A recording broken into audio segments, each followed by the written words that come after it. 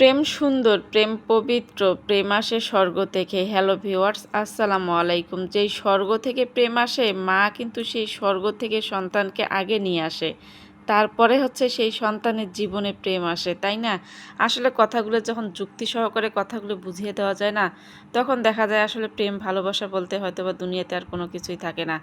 যেই সন্তানকে মা সেই স্বর্গ থেকে নিয়ে আসে, উপরওয়ালার কাছ থেকে চেয়ে বুঝে তার কত কষ্ট করে একটা সন্তানকে লালন পালন করে এবং দুনিয়াতে নিয়ে আসে, তার সেই মাটার যে কত কষ্ট হয় সেই মাই বোঝে। যে মা হয়েছে এই দুনিয়াতে সেই মাই বোঝে। আর সেই মাকে শুধু সামান্য একটু প্রেম ভালোবাসার কারণে, হয়তোবা প্রেমিকার বুদ্ধির কারণে, নয়তোবা বউয়ের বুদ্ধির কারণে সেই মাকে অত্যাচার অবহেলা আজকে শেষ পর্যন্ত সেই মাকে হচ্ছে হত্যা করা হলো। কি অদ্ভুত, তাই না?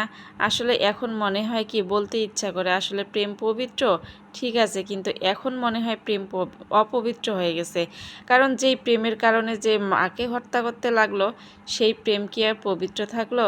আমার কাছে মনে হয় না যে সেই প্রেম পবিত্র। আমার কাছে মনে হয় সেই প্রেম একবারে অপবিত্র হয়ে গেছে।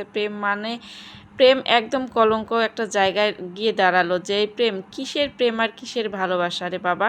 যেখানে বাবা মায়ের সন্তানের কোনো কথা শোনার কিংবা তার কথা বলার মতো কোনো অধিকার থাকে না মায়ের সন্তানকে, তাহলে সেখানে কিসের ভালোবাসা আর কিসের প্রেম? আগে প্রেম প্রীতি ভালোবাসা দেখাতে হবে বাবা মার কাছে, তারপর হচ্ছে প্রেমিকার কাছে।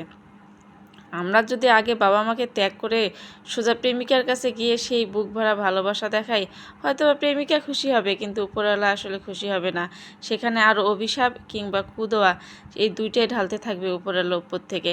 আসলে জানি না মানুষের মাথায় এবং মানুষের বিবেক বুদ্ধি আজকে কোথায় গিয়ে দাঁড়িয়েছে। মানে দিন যতই যাচ্ছে একটা করে অস্থির ঘটনা সামনে চলে আসতেছে, তাই না? নিজের সন্তানের হাতে মা খুন হয়ে গেছে। কি অবস্থা, দুনিয়াতে কোথায় গিয়ে দাঁড়ালাম আমরা? কিসের প্রেম আর কিসের ভালোবাসা রে বাবা? আমি চাই না এই সমস্ত প্রেম ভালোবাসা দুনিয়াতে বেঁচে থাক। এই সমস্ত প্রেম ভালোবাসা যেন দুনিয়া থেকে একদম চিরবিদায় হয়ে যায়। প্রত্যেকটা ছেলেমেয়ের বোঝা দরকার এবং জানা দরকার যে আগে বাবা মা, তারপর প্রেম প্রীতি ভালোবাসা। যেখানে বাবা মার স্থান একেবারে তোমাদের পায়ের নিচে, আর সেখানে প্রেম প্রীতির স্থান একদম মাথায় উঠায় দেখিয়ে কোনো লাভ নেই। আগে বাবা মাকে মাথায় উঠাতে হবে, তারপর হচ্ছে প্রেম। আচ্ছা, যাই হোক, আপনাদের সঙ্গে গল্প করতে করতে কিন্তু মাছ রান্না আমাদের একদম শেষ হয়ে গেছে। পাঙ্গাস মাছ আজকে রান্না করেছিলাম। অনেক দিন ধরে পাঙ্গাস মাছ ঘরে নিয়ে আসে না, কালকে নিয়ে এসেছে। সেখান থেকে 4 থেকে 5 পিস হবে পাঙ্গাস মাছ আমি রান্না করে নিলাম। প্রথমে ধুয়ে ভালো করে ধুয়ে পরিষ্কার করে তারপর ওখানে হলুদ লবণ দিয়ে একটু ভেজে নিয়েছিলাম। নেওয়ার পর মশলা কষিয়ে তারপর সেখানে দিয়ে মাছটা একটু কষিয়ে নিয়ে পানি দিয়ে ঝোল করে রান্না করে, বলতে একদম একটু কষা কষা করে রান্না করেছি আজকে। আসলে কি, পাঙ্গাস মাছের মধ্যে না ঝোল রাখলে কেন জানি ভালো লাগে না আমার কাছে। এই জন্য একদম মাখা মাখা করে রান্না করে নিলাম ধনিয়া পাতা দিয়ে।